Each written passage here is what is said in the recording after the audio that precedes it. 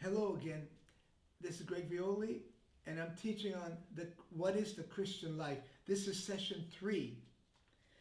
In 1 John 4, verse 4 says, "You are of God, little children, and have overcome them, because greater is He that's in you than he that's in the world."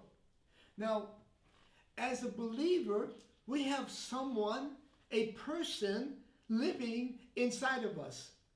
We have His very presence, we have His life, we have His very being inside of our body. That's the goal of Christianity, is to be a vessel for the life of God, to let Him live His life in our body. So John says, the one in you, that's the risen Christ, is greater than the one in the world. Now, who's the one in the world? Ephesians chapter 2. Ephesians chapter 2.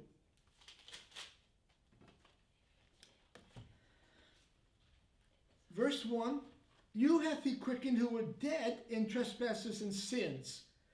Verse 2, "Wherein in time past you walked according to the course of this world, according to the prince of the power of the air, the spirit that now works in the children of disobedience." That is the one in the world. It's a spirit of selfishness, of self-centeredness. The spirit that works in the children of disobedience. And then in verse 3 of Ephesians 2, Paul says, "Among whom also we all had our lifestyle in times past, in the lust of our flesh, fulfilling the desires of the flesh and of the mind, and were by nature children of wrath, even as others." Paul is saying there's something in human nature that puts us under wrath. What that is selfishness. It's pride. This is the spirit in every person in the world. Greater is He in you, the Spirit of Christ, than he that's in the world. So let me make it real simple. The Spirit of God is self for others. The spirit in the world is self for self. That's basically the whole difference. This person, this life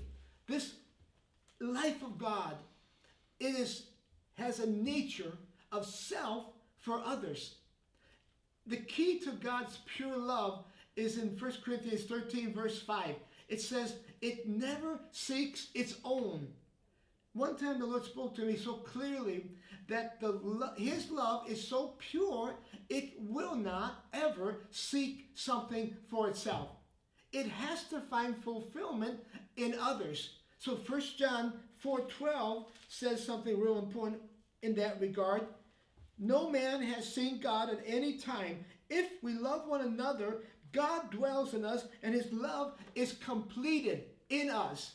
God's love can never be complete in itself. It can only be complete in us as it reaches out and touches another life. Since God's love never seeks its own, it can only find fulfillment and completion or satisfaction when it touches others. No selfishness. Self for others.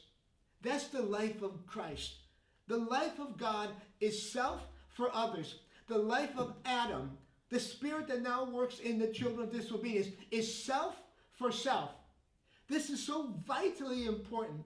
When I first met the Lord over 40 years ago, I said, "Lord, will you disciple me?" He said, "Yes, you must deny yourself.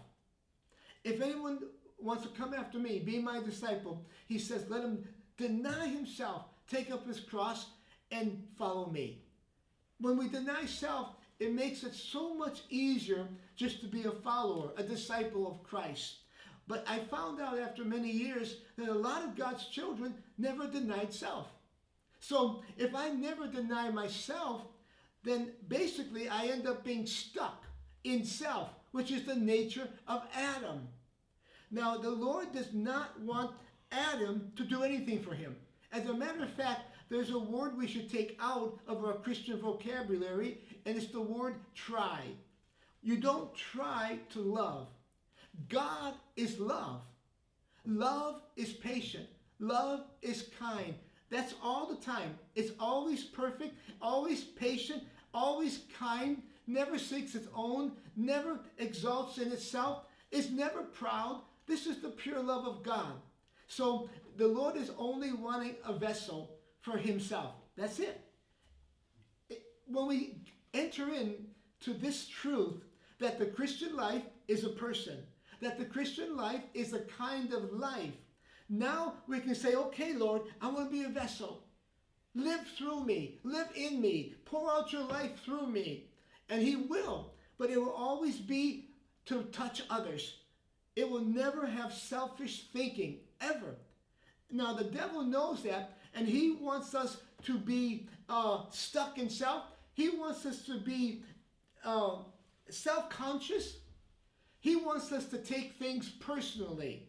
So if someone does something to me, whether they know it or whether they don't know it, and it's hurtful, now the question is, if I don't take it personally, if I don't make it a personal issue, because when we make it personal, now the subject is not what they did, the subject is me.